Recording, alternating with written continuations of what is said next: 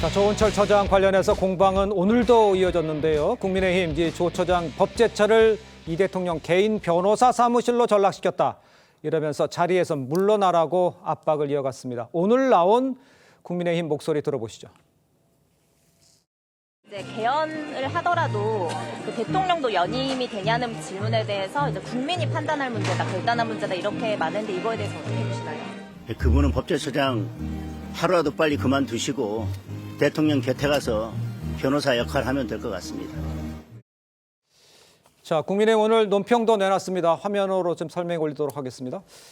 자, 즉각 사퇴를 강력히 요구하고 이재명 정부는 조 처장을 즉각 해임하고 왜곡된 법치의 폭주를 멈춰야 한다. 이렇게 강조를 했습니다. 앞서 이제 부동산 파문으로 여론이 악화되자 이상경 전 국토교통부 장관 결국 물러났지 않습니까?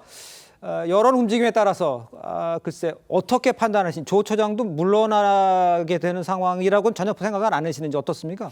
글쎄요. 저는 조 처장의 그러니까 지금 사태와 관련해서 지금 국민의힘이 문제 삼고 있는 포인트는 두 가지라고 생각해요. 예. 앞서 이야기했던 대로 과거 이재명 대통령의 변호인으로서 그러니까 본인이 사건을 수임했고 네네. 직접 이렇게 다뤄봤던 입장에서 자신이 느꼈던 이재명 대통령에 대한 혐의가 사실은 터무니없다. 그렇기 때문에 그 부당한 기소고 그래서 무죄라는 주장. 그것이 사실은 그러니까 정치적 독립을 상당히 중요시해야 될 법제처장으로서 할 이야기냐. 예. 그런 부분이 있고 또 두 번째 포인트는요. 이번 국정감사에서 문제가 됐던 부분이 현행헌법에서 대통령이 그러니까 내놓은 그러니까 대통령 임기 연장이나 그리고 또 이 뭐랄까요 중임과 관련된 제안은 해당 대통령에게 그러니까 이 지금 그 해당 대통령은 적용되지 않는다는 부분 그 부분과 관련해서 본인이 국민이 결단하면 이게 마치 이재명 대통령이 다음 선거에 나갈 수 있는 것처럼 이야기한 이 두 가지 부분인데요. 그러니까요. 저는 일단 이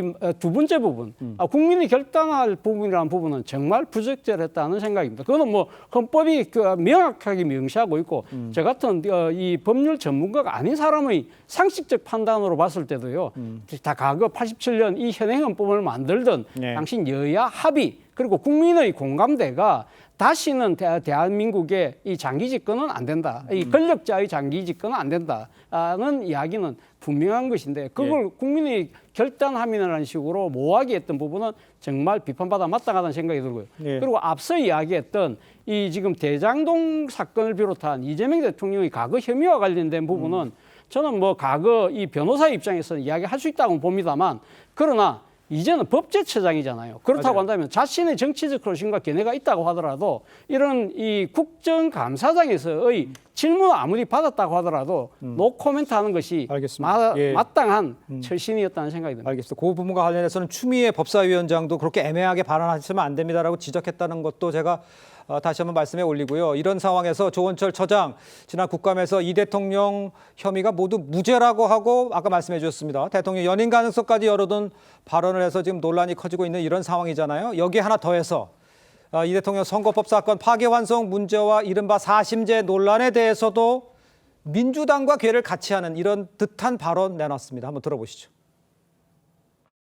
법원에 근무하실 동안 이렇게 35일 만에 파기환송한 사례를 보셨습니까? 못 봤습니다. 조희대 대법원이 왜 이런 행위를 했다고 생각하십니까? 결국은 대통령 선거에 적극적으로 개입하려고 했던 것으로 생각합니다. 재판 소원이 마치 3심제를 부정하고 4심제를 도입하는 것처럼 이렇게 얘기하는 분들이 계신데 저는 그 부분에 대해서는 반대 견해를 갖고 있습니다. 법원에서의 재판 판결이라 하더라도 국민의 기본권을 침해하는 문제가 생길 수가 있는 것이고 재판에 대한 헌법 소원은 그런 부분들을 헌법재판소에서 바로잡고자 하는 어떻게 보면 예외적인 심판 절차입니다.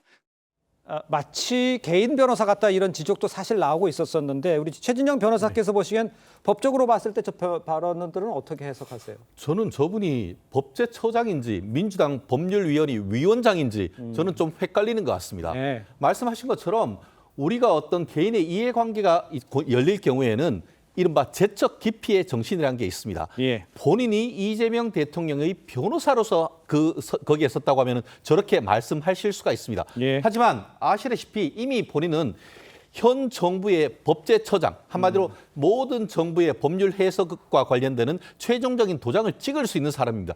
그런데 거기에다 대고 마치 이재명 대통령의 여전히 변호인인 것처럼 얘기하는 것은 예. 현저히 잘못됐다라고 밖에 볼 수 없는 것이고요. 네. 나아가 지금 뭐라고 합니까? 5가지 범죄에 대해서 모두 무죄다라고 얘기했는데 그러면은 대법원 전원 합의체에서 파기환송한 지금 선거법 위반 그것도 무죄입니까? 저는 어떻게 판사 출신 법제처장으로서 현재의 대법원의 전원 합의체 판결까지도 무시하는 판결을 할 수 있는지에 대해서는 굉장히 어떻게 보면은 법치주의가 무너지는 현장을 보고 있다라고 생각을 하고요. 예. 사실 이 부분 같은 경우에는 지난 2주 전이었습니까?